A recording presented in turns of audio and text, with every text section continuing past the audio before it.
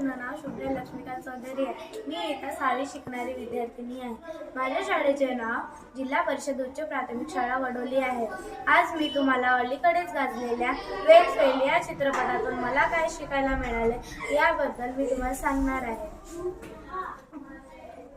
हा चित्रपट IPS अधिकारी मनोज कुमार शर्मा यांच्या खऱ्या आयुष्यावर आधारित आहे।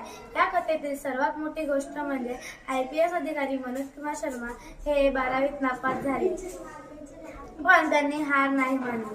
त्यांच्या या संघर्षातून मला 3 महत्त्वाचे धडे मिळाले। पहिला, रिस्टार्ट। आयुष्यात आपण कधी ना कधी अपयशी होतो, पण तिथेच थांबून न जाता शून्यातून सुरुवात करण्याची जिद्द ठेवली पाहिजे। कारण जर आपण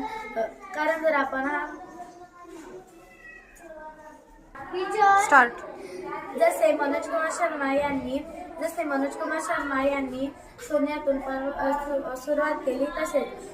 दुसरा, प्रामाणिकपणा। जर चित्रपटात दाखवल्याप्रमाणे कॉपी करून मिळवलेल्या यशापेक्षा स्वतःच्या कष्टाने मिळवलेले अपयश चांगले। कारण जर आपण प्रामाणिक राहिलो तरच मोठे ध्येय गाठू शकतो। तिसरा, परिस्थितीची तक्रार नको। आपल्याकडे काय नाही यापेक्षा सर्वात जास्त महत्त्वाचे म्हणजे आपण काय करू शकतो। जसे की मनोज कुमार शर्मा यांनी टेम्पो चालवला, लायब्ररीत काम केले, पण अभ्यास सोडला नाही।